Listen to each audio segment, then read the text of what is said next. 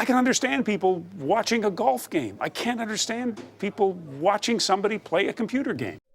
With hundreds of millions of players online, computer games are taking over. 44 million people watch the League of Legends finals, which is more than the MLB, NHL, and NBA finals combined.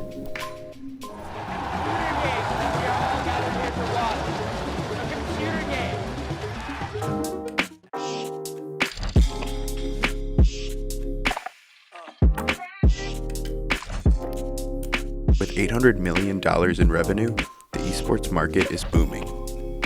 That number is expected to grow by 150% in 2018. Investors are begging to get in.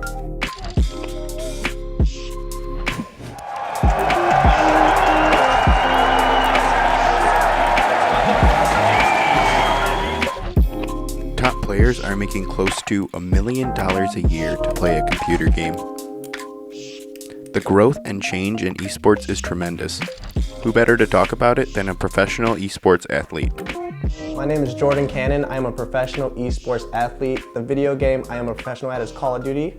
I've been competing professionally for about 6 or 7 years. I started when I was in high school, freshman year, and that kind of where my grades started going down a little bit too, so it goes hand in hand. Proofy needs to be careful because he was very weak. The wallbang's going to come in. Proofy stops shooting. He's going to look for the third. Proofy so close. There's the number 3. Proofy just went huge. Oh my God. Proofy.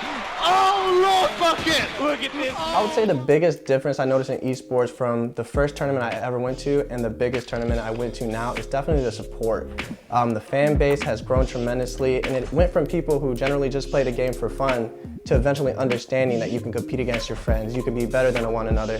And that generally brought the fan base to a whole new level to where you have people playing for, instead of like $1,000 for first place, millions of dollars now for first place.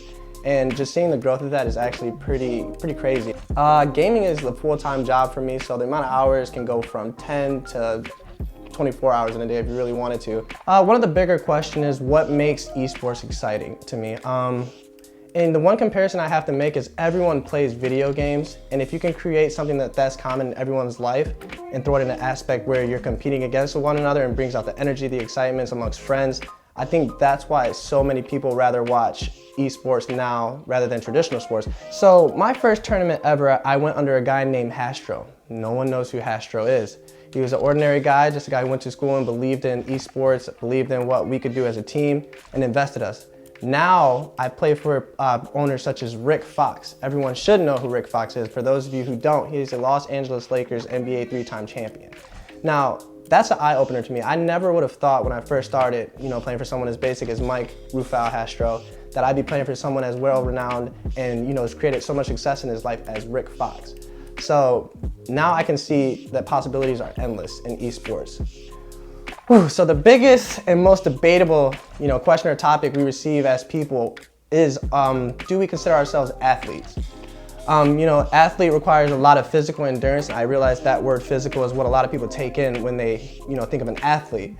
I'll let you guys pick whatever you want, take it for granted, but we put a lot of stress into our bodies mentally. We put a lot of hours into the game mentally. It's all a mental game for us. So if you consider any sport to be mentally draining and consider that athletic, then yes, I consider us athletes. But if you don't, then we are just competitors. We are people who love to compete and challenge each other, and we love winning. When will esports stop growing? No one really knows, but I can say I'll keep watching people play computer games.